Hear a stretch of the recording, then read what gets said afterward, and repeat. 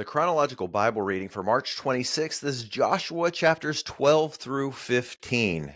The Israelites are making gains in the Promised Land, and they are receiving their inheritance tribe by tribe, with the exception of the Levites, whose inheritance is Yahweh. It is a good thing to trust God and to step into the destiny or the calling that God has over your life. It is a good thing to receive an inheritance from Yahweh.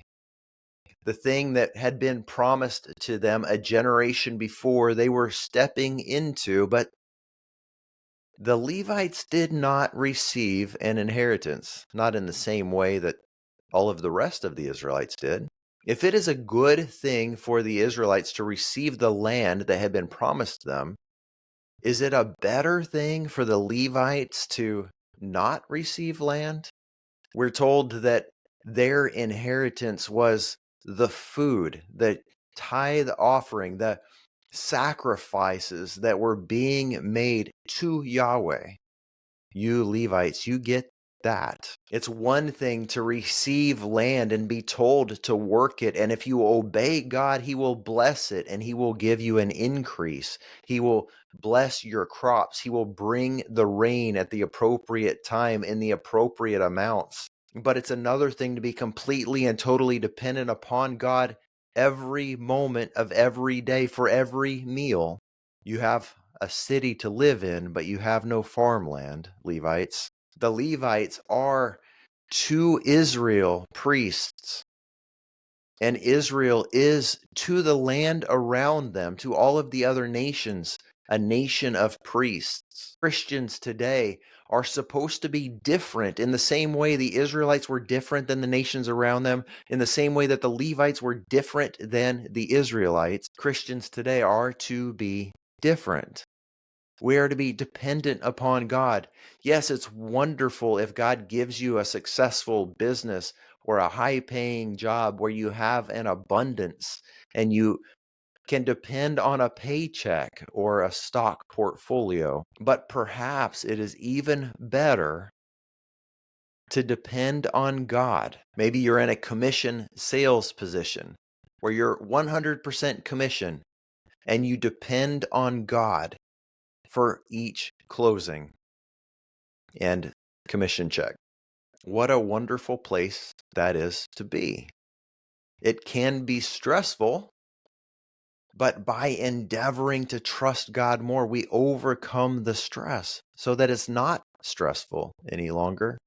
Hopefully, we are placing our trust and our hope and our expectations not in our own ability to drum up business, but in God's ability to provide and His willingness to do so.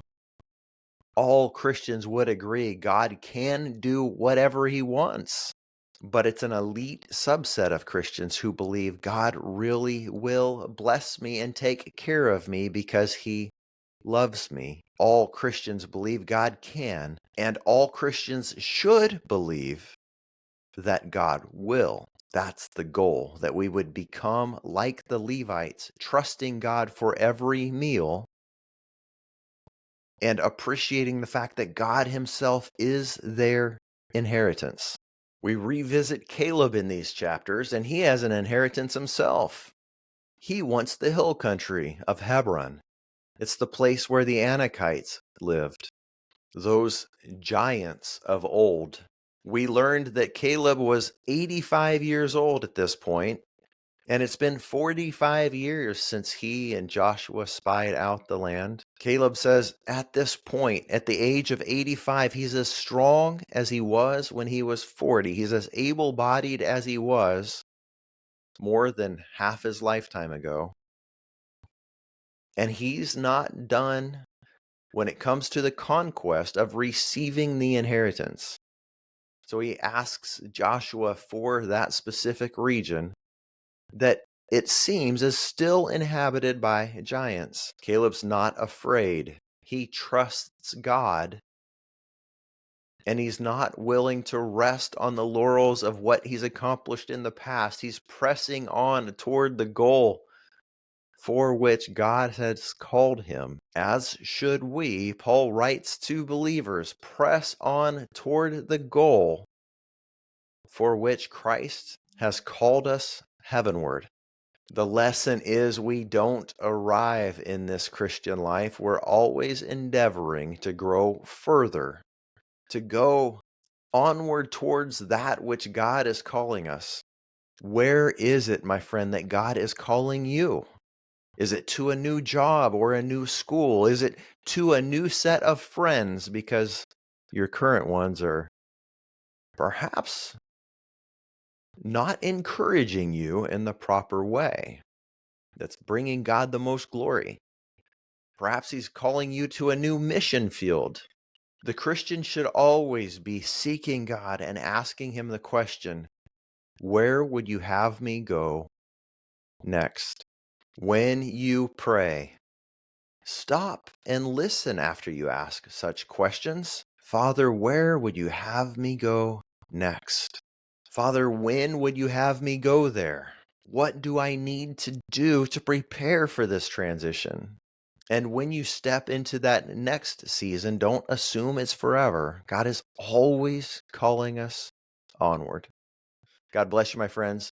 May you hear his voice. May you make room to hear what he is saying is your inheritance as you follow him for his glory, for the advancement of his kingdom. God bless you. We'll see you tomorrow.